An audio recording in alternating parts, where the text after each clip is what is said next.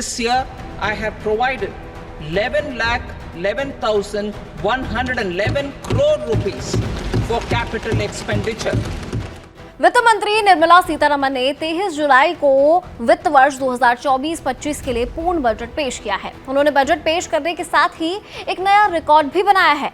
ये उनका लगातार 7वां बजट रहा है। उन्होंने पूर्व प्रधानमंत्री मोरारजी देसाई का लगातार 6 बजट पेश करने का रिकॉर्ड तोड़ा है। इस बजट में कई बड़े ऐलान हुए हैं, लेकिन इस बजट में इंफ्रास्ट्रक्चर पर खास ध्यान दिया गया है।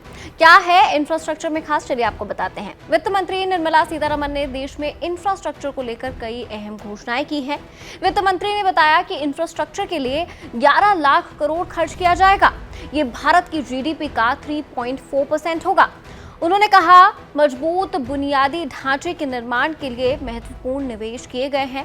Capital expenditure for infrastructure development के लिए किए गए 11 लाख करोड़ रुपए से अधिक आवंटित किए जाएंगे। ये हमारे जीडीपी का 3.4% होगा। निजी क्षेत्र द्वारा बुनियादी ढांचे में निजी निवेश को वायबिलिटी गैप फाइनेंसिंग और सक्षम नीतियों के माध्यम से बढ़ावा दिया जाएगा।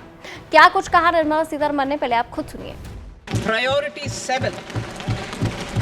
Infrastructure investment by central government.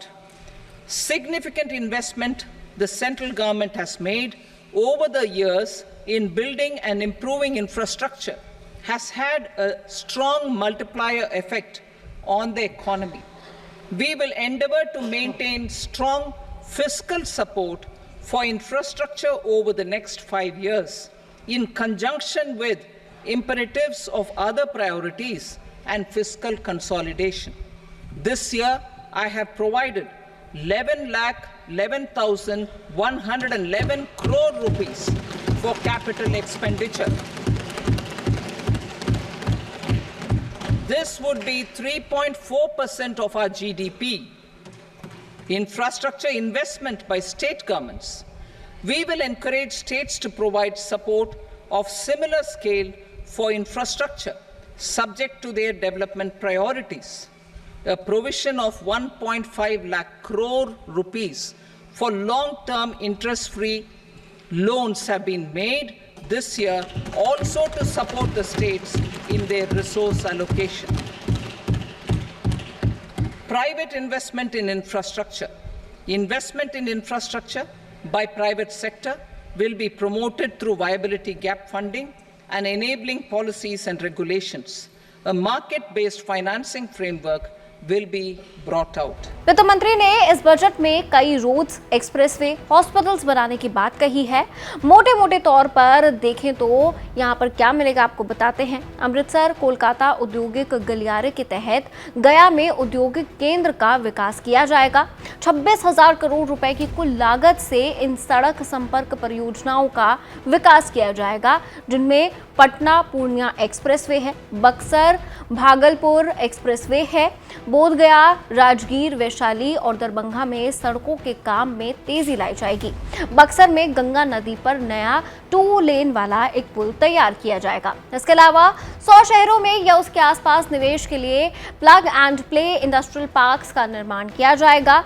National industrial corridor development programme के तहत 12 औद्योगिक पार्कों को मंजूरी दी जाएगी।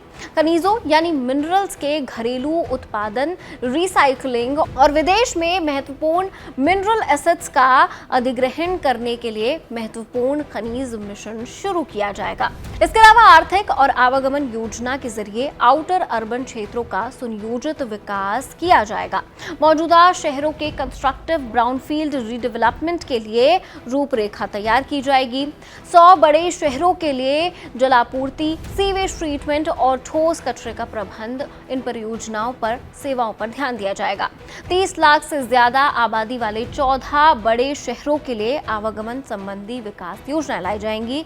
पीएम आवास योजना शहरी 2.0 के तहत 1 करोड़ शहरी गरीब और मध्यम वर्गीय परिवारों को लाभ मिलेगा। इसके अलावा चयनित शहरों में 100 हाट या स्ट्रीट फूड हब बनेंगे। औद्योगिक कर्मियों के लिए पीपीपी मोड में किराए के मकानों का निर्माण किया जाएगा। तो ये एक आउटलाइन है जो इंफ्रास्ट्रक्चर सेक्टर के लिए फाइनेंस मिनिस्टर निर्मला सीतारमण ने आज सदन में पेश किया। बजट दिया गया है इस सेक्टर को 11 लाख करोड़ का। खैर, हमने इसकी डिटेल्स आपके साथ शेयर कर दी है, लेकिन इस बजट को आप कैसे देखते हैं, कमेंट सेक्शन में आपकी राय जरूर शेयर कीजिएगा और बजट से जुड़ी तमाम जानकारियों के लिए देखते रहिए ABP live. For exclusive and insightful videos, subscribe to our new channel ABP Live Premium.